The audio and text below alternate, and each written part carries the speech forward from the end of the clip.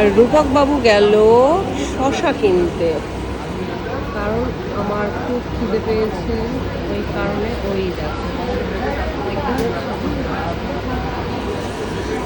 আর আমি এখন বসে আছি, ট্রেন পুরো ফাঁকা, পুরো ফাঁকা।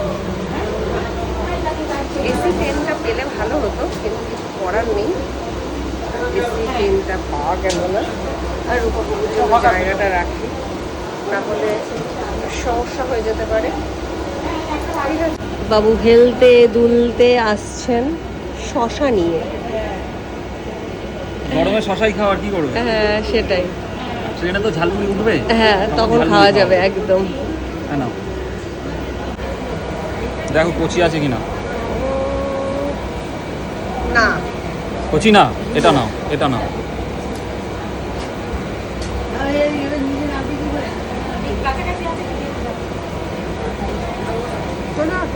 দেখো এটা কচি,